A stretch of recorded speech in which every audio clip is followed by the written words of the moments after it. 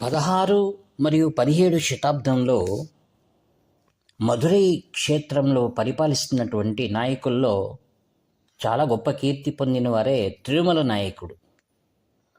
ఆయన కర్ణాటక ప్రాంతంలో హొయసల కర్ణాటక, అక్కడి నుండి మహావిద్వాంసుడు, మహాతపస్వి అయినటువంటి నీలకంఠ దీక్షితులు అనేటువంటి వారిని తనకు దగ్గర మంత్రిగా ఆయన నియమించుకున్నారు.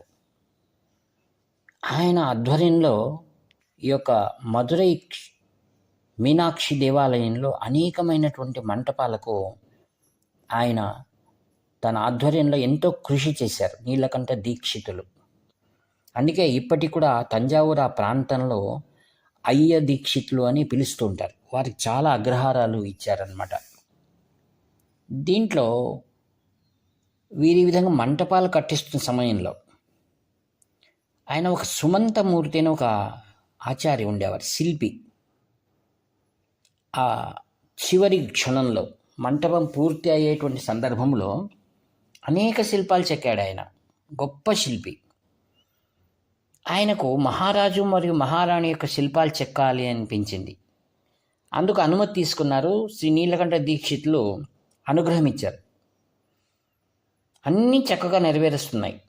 అయితే మహారాణి శిల్పం చెక్కేటప్పుడు ఆమె కుడి తొడపైన ఒక చిన్న తేలికపాటి ఒక మచ్చలాగా ఆ శిలలో కనిపిస్తుంది. ఆయన ఎన్ని ప్రయత్నాలు చేసినా కూడా ఆ మార్పు దూరం కావటం లేదు. ఆ శిల్పికి ఏదో భయం కలిగింది. తానేమైనా తప్పు చేశానా అని. తన శిల్పశాస్త్రంలో ఉన్నటువంటి అమోఘ పాండిత్యాన్ని ఎంతటిని వాడినా ఆ యొక్క మచ్చను తొలగించలేకపోయాడు. ఇంకా తనకు ఆశ్రయం ఒక్కరే కదా. అందుకోసం ఆ రోజు సాయంకాలమే పూజా సంధ్యా అనుష్ఠానాలు నెరవేర్చుకొని కూర్చున్నటువంటి దీక్షల దగ్గరికి వెళ్ళి ప్రార్థించాడు. స్వామి, ఇలా జరిగింది. ఆ యొక్క కుడి తొడపైన ఉన్నటువంటి మచ్చ ఎందుకో ఎంత ప్రయత్నం చేసినా పోవటం లేదంటే, నీలకంఠ దీక్షితులు గారు మధురై మీనాక్షిని ధ్యానిస్తూ ఆమె ధ్యానంలో అలా పరవశించిపోయి ఒక్కసారి అన్నాడు, నీదేం పొరపాటు లేదు. అది సాముద్రికా శాస్త్రంలో కొందరి స్త్రీలలో అటువంటి లక్షణము అటువంటి ఉండడం సహజం. నీవేం బాధపడకు, వెళ్ళిరా అని అతను సమాధానపరిచి పంపించాడు. ఈ యొక్క శిల్పికి ఏమంటే, సుమంత శిల్పికి ఇది మహారాణి ఏమైనా గమనిస్తే తనకు ఉరిశిక్ష తప్పదు అని ఆయన భయంతో ఉన్నాడు. తెల్లవారింది. రాజు మరియు ఆయన భార్య సపరివారంతో ఒక్కొక్క శిల్పాన్ని కూడా పరిశీలనగా చేస్తూ వస్తున్నారు.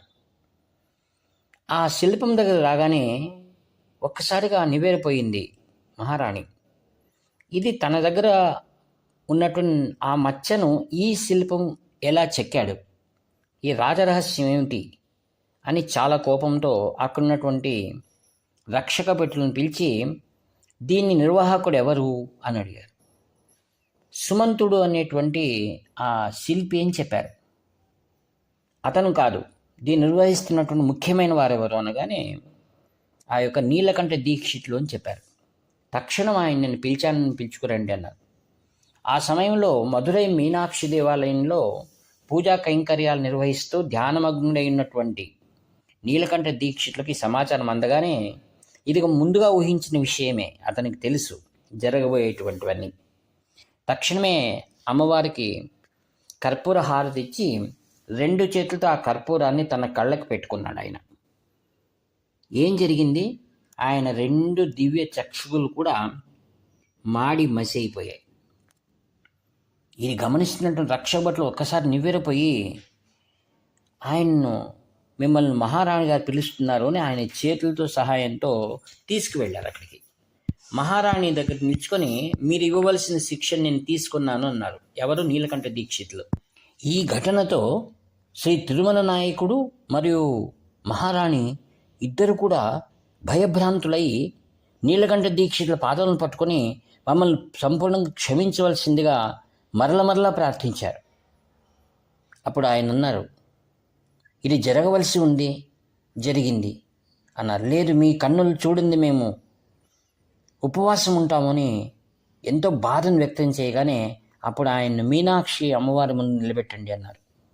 లోపలికి వెళ్ళి ఆ మీనాక్షి దేవి ముందు ఆయన 108 శ్లోకాలు ఉన్నటువంటి ఒక స్తోత్రాన్ని ఆయన చేశారు. ఎవరు? నీలకంఠ దీక్షితులు. అప్పుడు ఒక్కొక్క శ్లోకం చెప్తున్నప్పుడల్లా ఏం ప్రార్థన, అమ్మ సహజంగా ఉన్న విషయాన్ని నేను శిల్పి చెప్పినప్పుడు శిల్పిని నేను అనుమోదించాను, ఇందులో నా తప్పేదీ లేదు, నన్ను నువ్వు క్షమించవలసిందిగా నా కన్నులు ఇవ్వమని ప్రార్థించాడు. ఆ యొక్క మీనాక్షిదేవి మధురమైనటువంటి ప్రేమ కలిగి తల్లి తక్షణమే అతని దివ్య దృష్టిని అనుగ్రహించింది. ఈ యొక్క మహిమకు అక్కడున్న వారందరూ కూడా ఆశ్చర్యభరితులైపోయారు. అందుకే భగవతిని ఎవరు నమ్మి ఉంటారో జ్ఞానం, విద్య మరియు సంపూర్ణమైనటువంటి ఈ సృష్టి రహస్యాలను తెలుసుకునేటువంటి జ్ఞాన దృష్టి వారికి కలుగుతుంది. మరొక మారు మీనాక్షిదేవి సన్నిధానంలో గొప్ప సభామంటపం. ఆ సభామంటపంలో అక్కడ ఉన్నటువంటి సంగీతకారులు చాలా అమ్మవారి గురించి వైభవంగా పాడుతున్నారనమాట. ఆ సందర్భంలో కుమార గురువు అని మనం వెనకలు చెప్పుకున్నాం కదా, ఆ మహాకవి కుమార్ గురుపారర్ అని 17వ శతాబ్దంలో గొప్ప కవి, మహాభక్తుడు, ఆయన అక్కడ కూర్చుని ఉన్నారు. మహారాజేమో పెద్ద ఆసనం పైన చాలా గొప్పదైనటువంటి హారం తన మెడలో వేసుకుని ఉన్నారన్నమాట. ఆ సభలో ఆశ్చర్యం ఏమనగా ఒక చిన్న పాప ఆ మీనాక్షి దేవాలయం నుండి గర్భగుడి నుండి బయటికి వచ్చి అలా వెళ్ళి మహారాజు మెడలో ఉన్నటువంటి ఆ వైభవమైనటువంటి పూలమాలను తీసుకొని అక్కడే కూర్చున్న గురువుకు వేసింది, కుమార గురువుకు. అక్కడున్న వాళ్ళు ఆశ్చర్యపోయారు. తర్వాత అందరూ చూడగానే ఆ చిన్న బిడ్డ ఆ యొక్క దేవాలయంలోకి వెళ్ళిపోయింది. అంటే అమ్మవారు చెప్తుంది, నీవు కుమార గురువు గొప్పవాడు, ఆయన జ్ఞాని అని ఆమె అందరి ముందు నిరూపించిందనమాట. మరి ఒకసారి బ్రిటిష్ వాళ్ళ కాలంలో రోజ్ పీటర్ అనేటువంటి కలెక్టర్ ఉండేవాడు. ఆయన ఈ మీనాక్షి దేవాలయంలో జరుగుతున్న వైభవపేతమైనటువంటి ఉత్సవాలను చూసి ఆయన అప్పుడప్పుడు పరిహాసం చేస్తూ ఉండేటువంటి వాడు. వీరంతా పిచ్చివారు, ఆ బండరాయిని పూజిస్తున్నారు, ఇలా మాట్లాడుతుండేవారు. ఎవరు ఆయనకి ఎదురు చెప్పడానికి సాధ్యం కాదు కదా. అప్పుడు ఏం జరిగింది, ఒకసారి ఆయన విపరీతమైన వర్షం మధురైలో, ఆ వర్షంలో అందరూ కూడా చాలా విలవిలవిల బాధపడుతున్నారు. ఈ యొక్క రోజ్ పీటర్ తన కలెక్టర్ బంగ్లాలో నవ్వుకుంటూ ఉన్నాడు. చూడు, ఇన్ని పూజలు చేశారు, మిమ్మల్ని ఏం కాపాడింది? ఇలా తనకు వచ్చింది తాను వాగుతూ ఉండగా ఒక్కసారిగా అంతఃపురం అంతా కూడా లోపల చిమ్మ చీకట్లు వ్యాప్తయ్యాయి. భయంకరమైన శబ్దాలు వినిపించాయి. ఏదో తెలియని ఒక శక్తి ఆ యొక్క గదంతా వ్యాప్తం కాగానే ఆ యొక్క కలెక్టర్ రోజ్ పీటర్ భయభ్రాంతుడయ్యాడు. అశరీరవాణి వినపడింది, నేను నా బిడ్డలను కాపాడుతూనే ఉన్నాను, నీ యొక్క చేష్టలు అమితమైపోయి, వాటికి నీవు తగిన శిక్ష అనుభవించే సమయం వచ్చింది అనగానే సాష్టాంగ దండ ప్రణామం చేశాడు. అమ్మా, నా తప్పులు క్షమించు, నీ దేవాలయానికి నేను గుర్తుగా నేను ప్రతినిత్యం కూడా దర్శించుకుంటానన్నాడు. అందుకు అమ్మవారి యొక్క అశ్వవాహనానికి అతను బంగారుతో చేసినటువంటి రికాబ్ అంటారు, అంటే ఒక పాదం పెట్టి ఇంకో మరి ఒక రికాబ్లో కాళ్ళు పెడతారు అశ్వారోహణం చేసేటువంటి వారు. అటువంటిది బంగారుతో చేయబడిన రికాబ్ను అమ్మవారి పాదములకు చెంత సమర్పించాడు.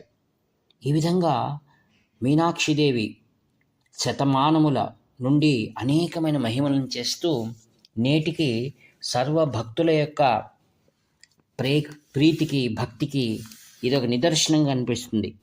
దాదాపుగా ప్రతిరోజు 20,000 మంది యాత్రికులు అమ్మవారిని దర్శిస్తూ సేవలు చేస్తూ ఉంటారు. కాంచి కామకోటి పీఠంలో పరమాచార్య స్వాముల వారు కుంభాభిషేకం చేశారు మధురై మీనాక్షి దేవాలయానికి. ఆత్మీయులారా, కాంచీపురమునకు మధురై మీనాక్షి, కాశీ విశాలాక్షి దేవికి అనేకమైనటువంటి ఆధ్యాత్మిక, పౌరాణిక సంబంధం ఉంది. ఒకసారి పరమేశ్వరుడు కైలాసంలో ఉండగా పరిహాసం చేస్తూ 2 కళ్ళను మూసింది పార్వతీదేవి.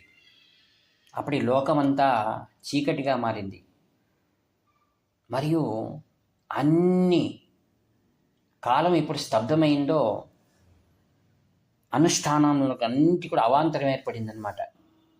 అప్పుడు పార్వతీదేవి దేహం అంతా కూడా వికృతంగా మారగానే ఆమె ప్రాయశ్చిత్తం అడిగింది. అప్పుడు పరమేశ్వరుడు అన్నాడు, కాలాన్ని స్తంభింప చేసిన పాప పరిహారం కోసం నీవు మానవ కన్యగా అవతరించమని చెప్పారు. ఆమె కాత్యాయని మహర్షి హిమాలయాల తపస్సు చేస్తుండగా ఆమెకు పార్వతి కుమార్తె కావాలని తపస్సు చేస్తున్నాడు. ఆయన కుమార్తెగా కాశీలో ఉండి కాశీ విశాలాక్షిగా, తదనంతరం మధురై మీనాక్షిగా, అనంతరం కాంచి కామాక్షిగా ఆమె అవతరించి ఆ యొక్క పరమేశ్వరుని వివాహం చేసుకుంది. ఆత్మీయులారా, కాంచి కామకోటి పీఠం, కాశీ విశాలాక్షి, మధురై మీనాక్షి, కాంచి కామాక్షి, ఈ యొక్క సమస్తమైనటువంటి పార్వతీ స్వరూపమైన దేవతా స్వరూపాలన్నిటి కూడా అనేకమైన పూజా కైంకర్యాలు చేశారు. ఈ లోక కళ్యాణం కోసం జగజ్జనని యొక్క సంపూర్ణమైన ఆశీర్వాదాలు సద్గురువుల మూలకంగా మనకు కలగాలని ప్రార్థిస్తూ, ఆనందదాయకమైన మధురై మీనాక్షి చరిత్రను ఎవరు వింటారో, ఎవరు శ్రవణం చేస్తారో వారి సమస్తమైన దుఃఖములు కూడా జగద్గురుల మూలకంగా అవి పరిపూర్ణముగా పూర్ణమవుతాయని జగద్గురులను ప్రార్థిస్తూ ఈ వాక్పుష్పములను భక్తితో శ్రీ శంకర విజయేంద్ర సరస్వతి మహాస్వాముల దివ్య చరణారవిందం సమర్పించి సెలవు తీసుకుంటాను. ఇట్లు మీ ఆత్మీయ మిత్రుడు నివర్తి నాగభూషణి శర్మ. 7483229249. హరహర శంకర జై జై శంకర. హరహర శంకర జై జై శంకర. హరహర శంకర జై జై శంకర.